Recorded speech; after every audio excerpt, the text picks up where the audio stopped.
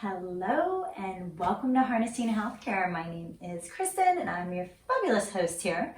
We talk easy to understand tips and information to help you get the most out of your health insurance coverage and get the most out of your health benefits. So today we're taking a closer look at our why. If you've never heard that terminology before, it's basically referencing what it is that makes us motivated to do something. So my why is going to be about what brought me to starting Harnessing Healthcare. Why is this something that I'm focused on and so passionate about? And how will you benefit from that why, for example? But there's also kind of one other component that I want you guys to consider, and that's your why. And we'll get to that later on. So without further ado, my why begins with my own health crisis and my own experience with frustrations, understanding the health insurance coverage that I have. So having been on that side of the fence, I very, very much understand what perhaps many of you are going through right now. And first and foremost, before I even dive into that, I want to validate wherever you're at, whether it's frustrated because you don't feel like your insurance does what it needs to. Maybe you're scared because you're dealing with a health crisis. Maybe you're also scared because it's not your health crisis, but someone you love or care about very much that's going through it and you're trying to help them. There's a lot of things that you can be going through on the other side of this video, and I just want you to know that even though we may never meet, I hear you. I understand you, and I know as a community of people here at Harnessing Healthcare, we're going to help each other. We're going to get through this, okay? So trust that. Keep watching the videos because they're going to be helpful for you. It's possible even at some point we'll focus on kind of like the psychosocial components of going through these anxieties, if you will, related to health insurance. But for now, we'll just start with the basics. So let's see, it was about 6.5 years ago, I had my first real health crisis. And I say real health crisis, but I've actually had a chronic condition that I've had, to my recollection, probably as far back as 8th grade, something called chronic fatigue syndrome. And that has been an ongoing issue that has impacted my overall well-being since I was quite young. I never really do feel like I got the answers that I needed in relation to that, and most people with that type of a condition would probably shake their heads in agreement. There's so many possibilities as to what causes your condition that the doctors aren't really usually able to pinpoint it. In my case, I just knew that it was related to inflammation. So anything I could do to reduce inflammation, including stress, was going to help me. So that was one component that kind of was something that I've just experienced my whole life. And although I'm not currently going through any fatigue situations right now, it's always a threat. It's always a threat. It's always under the surface there. The good news is right now I've been pretty symptom-free for quite a while. So when I first experienced an actual health crisis beyond my chronic condition, that was probably what put me mostly on this path. And I was 29 at the time. I was having some blood pressure regulation issues, and as I would stand up, my blood pressure would just drop. And so I wasn't really safe to walk around. But it also kind of had some sort of correlation with when I would eat. When I would eat, it would almost seemingly feel like the blood would leave all of my limbs and center into my digestive area, like my midsection, and I started convulsing. It felt and looked a lot like a seizure, except I was completely lucid. I knew what was going on. I was very aware, but it felt like my body was extremely rigid and painful, and it also kind of felt a lot like your body when it goes into shock. Okay, so if you've ever been in an automobile accident and later your body went into shock and you just start kind of jerking around, it kind of felt like that. except it didn't stop. It would stop eventually, but it would take, usually it was about a half an hour to an hour at a time, but as my condition worsened, it would range sometimes 2 hours at a time. And the whole time it was extremely painful and scary. All I could do was lay horizontal, hope it would pass, and watch something funny. If I could recommend anything to anyone who's experiencing anything scary right now, is to eliminate anything stressful that you watch on TV, that you listen, YouTube, podcast, I don't care what it is. Everything needs to be puppies, kittens, and rainbows, and humor. Humor that you find appropriate. In my case, I also find a lot of value in people that speak positive vibes and things like that too. So there's a lot of podcasters and YouTube people that are great for that too. Probably on Instagram as well. So for me, as this condition worsened, and there were so many other things, I'm not going to bore you with all of the details, but just to know that I felt completely alone. I felt completely scared. I had, at the time, what was considered a catastrophic insurance plan, which now there's a term catastrophic insurance plan, and it relates to something slightly different after the Affordable Care Act. Keep in mind, this was pre-Affordable Care Act. Basically, what I had was a high deductible health plan, which means that I had to meet a very high deductible before my health insurance was even going to pay out. But there was one problem. I had no money. I also had no income during this time because I couldn't work. I definitely, sorry, I have moments where you'll probably see it in my eyes. It's almost like I go back to that moment. It was a very scary time. Very scary.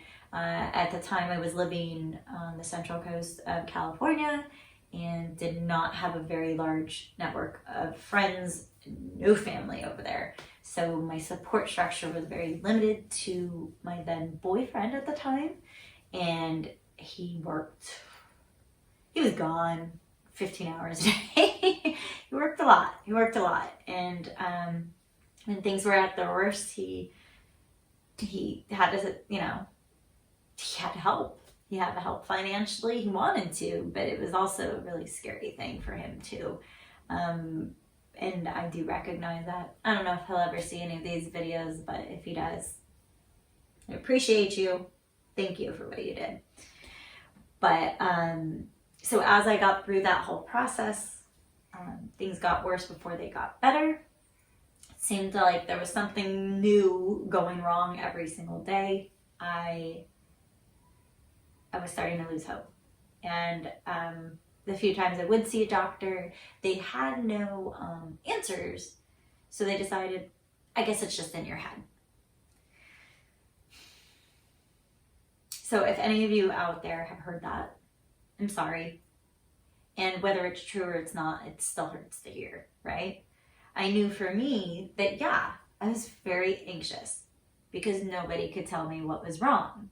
You would have anxiety too if you thought you were dying and people just kept saying, it's in your head.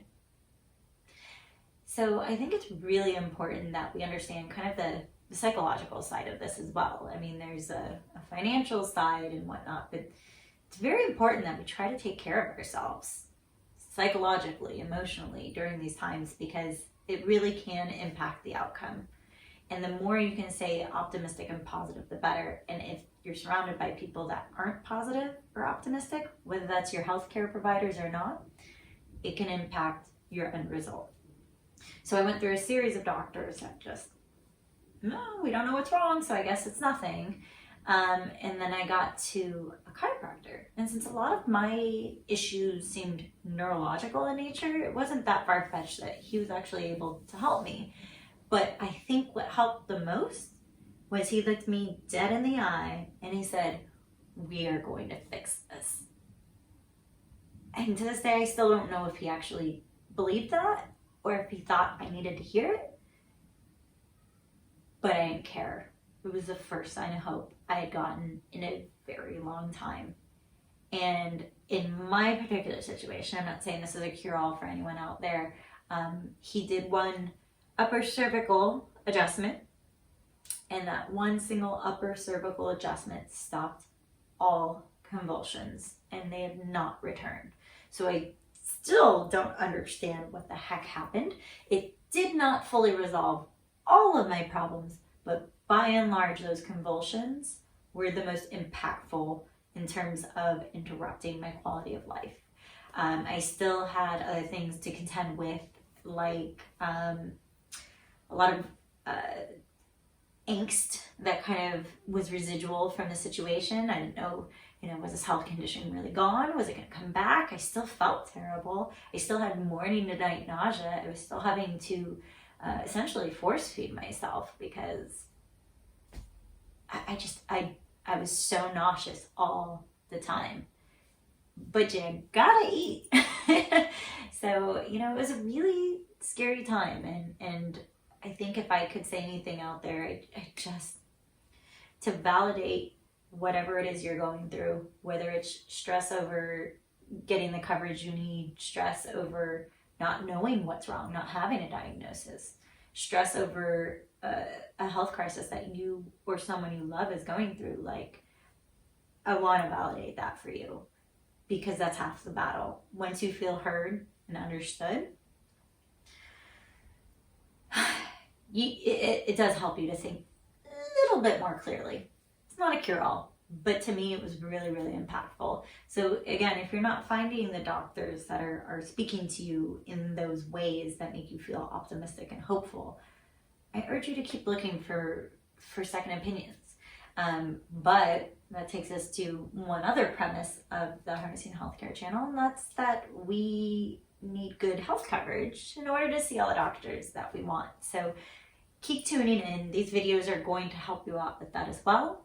This one in particular is just focusing on my story and yours as well. And so that's what this particular video is focused on. So, so going past that, there was a time it was really, really, really bad, and that lasted for, unfortunately, quite a while. I never did receive a diagnosis. I have some ideas of what was going on, but not a complete picture. So to this day, I don't 100% know if this is something 100% resolved, but I feel like it is. So all these years later, I have not had any issues, but it took years to get back to that place of 100% health. And that was everything from nutrition, stress management, building up my financial reserves, because you'd be surprised how much stress not having money to do the things you need to do can cause. Really learning a lot about health insurance. An ounce of prevention is worth a pound of cure. So now I actually focus on wellness, promoting wellness in my own life, as opposed to just focusing on what will happen when I get sick. And I hope for you that you're going to get to the other side of things and you're going to go, okay, I know what it's like to not be well, or I've seen a loved one not well, and I don't ever want that experience ever again. And start actively taking the right steps to get to a better place. So that's kind of a little bit of an overview of my picture, my why. I think my why is truly just understanding the other side, knowing how that feels, and wanting to help people that are still on that side. And there's so many people. And even if you're not sick, maybe you just need to understand your health insurance more. That's still being on the other side where I was too. It's a really frustrating picture. So I do get that. And that's part of why I wanted to start with Harnessing Healthcare. I wanted to get this information out there because when I needed it 6.5 years ago, you think going on the internet and looking for this information now is bad. 6.5 years ago, it was so much worse. Now I'd like to ask you, what's your story? What brings you here? You came to YouTube, or, maybe typed something into Google and it produced this video. Why are you seeking this information? Are you just trying to get ahead, and an ounce of prevention is worth a pound of cure, just being ready for that situation if it were to occur. If so, awesome. I wish everyone thought like that. If I had to guess, I'm going to think that most of the people that come here are dealing with a denial of coverage, have no coverage, are very sick, possibly undiagnosed, or have someone they care about that's going through some sort of health crisis themselves. So with that in mind, I think the Harnessing Healthcare channel and the Harnessing Healthcare community could be a huge asset to you during this time. And I think you have a lot to gain by watching these videos and applying what you learn to your experience. Without further ado, I want to ask you to join the conversation at harnessinghealthcare.com, where you can learn, contribute, and download free printable lists of questions that you can ask your provider to better understand your own insurance coverage, which is pretty awesome, honestly. Wish that existed for me.